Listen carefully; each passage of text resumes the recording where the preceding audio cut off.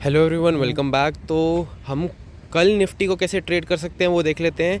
पहली बात तो ये कि जो मैंने कल निफ्टी की वीडियो डाली थी कि जिस बेसिस पर हम जो है एक्सपेक्टेड लेवल्स जो हैं निफ्टी के अंदर देख सकते हैं, वो निफ्टी ने वैसे ही काम किया। अगर आप यहाँ पर देखोगे तो ये 0.618 का ये लेवल था जिसके ऊपर निफ्टी ने सस्टेन करा, और यहाँ पर ये ब्रेकआउट के साथ जो हमारा जो एस्टिमेटेड लेवल था 461 का, वो निफ्टी ने टारगेट अचीव किया। और सेकंड चीज़ ये कि मैंने एक बफ़र के लिए 489 का लेवल इसीलिए डिसाइड करके रखा हुआ था क्योंकि यहाँ पर अगर आप देखोगे तो मल्टीपल रिजेक्शन पॉइंट है यहाँ पर, ठीक है, जिसकी वजह से यहाँ पर सेलिंग आई और यहाँ पर भी निफ्टी सस्टेन नहीं किया, और यहाँ पर लास्ट रिजेक्शन ली थी जहाँ पर प्राइस का ब्रेकडाउन आया था, ठीक है। तो ये वाला पॉइंट था जहाँ पर एक मुझे लग रहा था कि बफ़र के बेसिस पर निफ्टी टेस्ट कर सकती है, ठीक है। तो अब कल हम निफ्टी को कैसे ट्रेड कर सकते हैं वो देख लेते हैं। अगर आप देखोगे तो ये इसने रेजिस्टेंस के पास ही क्लोज़ किया है, तो हम क्या कर सकते हैं यहाँ पर, एक इसको यहाँ पर 488 से लेकर 60 तक जो है ये 20 to 30 पॉइंट्स का जो है हम ये एक सप्लाई ज़ोन क्रिएट कर लेते हैं। और इसके बेसिस पर अगर हम यहाँ पर देखें पुल बैक का जो है, यहाँ से यहाँ पर अगर हम कनेक्ट करते हैं तो हमारे को जो लेवल बनता है यहाँ पर वो बनकर आता है हमारा 376 का, जो कि अगर आप देखोगे तो एग्जैक्टली यहाँ पर ब्रेकआउट यहाँ पर सस्टेन करने की कोशिश की तो रीटेस्टिंग लेवल 377 का आता है। और नेक्स्ट जो लेवल हमारे लिए इम्पॉर्टेंट है वो है 319 का। तो इनकेस अगर निफ्टी जो है पुल बैक देकर यहाँ पर लोअर लोस की फॉर्मेशन करके, लोअर हाइस की फॉर्मेशन करके अगर इस लेवल का ब्रेकडाउन आता है तो 420 के नीचे हम जो है 377 और 319 के लिए ट्रेड ले सकते हैं। बाकी अगर निफ्टी इन केस इस लेवल के ऊपर सस्टेन करती है, जो कि 499 का एक क्रूशियल लेवल बनकर आ रहा है, इसके ऊपर अगर निफ्टी सस्टेन करती है तो 499 के बाद हम 575 का फर्स्ट टारगेट ले सकते हैं। और सेकंड टारगेट जो हमारा बनकर आएगा वो बनकर आएगा यहाँ पर 608 का, क्योंकि अगर आप देख रहे हो तो ये 0.5 और ये 2.618 के बीच में एक कॉन्फ्लुएंस एरिया आ रहा है, तो 608 या 615 तक का हम टारगेट ले सकते हैं।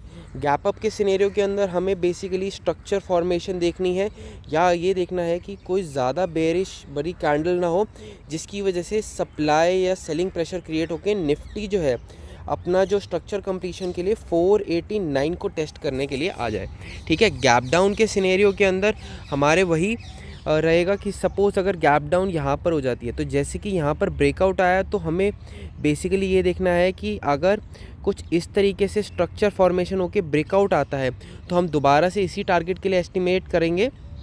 बट अगर ऐसे कुछ फॉर्मेशन है जिसकी वजह से हमारा हाई जो है वो लोअर हाई की फॉर्मेशन हो जाए और लो हमारा टूट जाए, तो हम जो टारगेट ले सकते हैं वो 319 और 282 और 229 एट दी मैक्सिमम हम एक्सपेक्ट कर सकते हैं कल निफ्टी के लिए।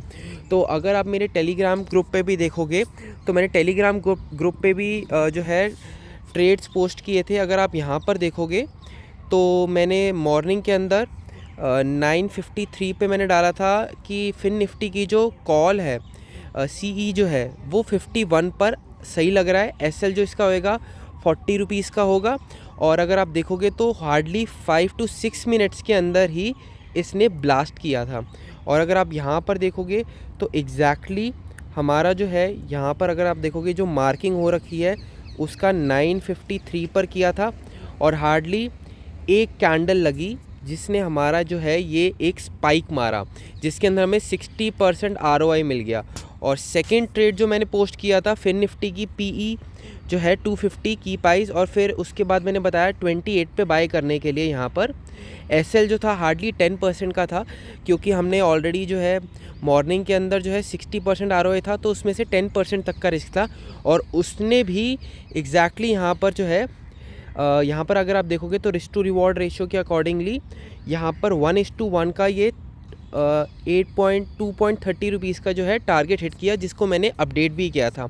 और फिर मैंने अपडेट दिया कि आज के लिए बस इतना ही, तो हम कल देखेंगे ट्रेड्स के लिए। और जैसे कि मैंने मॉर्निंग की अपनी शॉर्ट्स वीडियो के अंदर अगर आप देखोगे तो निफ्टी व्यू मैंने मॉर्निंग के अंदर डाल दिया था, तो जिसका अपडेट के लिए मैंने बताया था कि 461 निफ्टी जा सकती है कंसोलिडेशन के बाद, और ये टारगेट अपलोड जो है अपडेट का मैंने दिया था।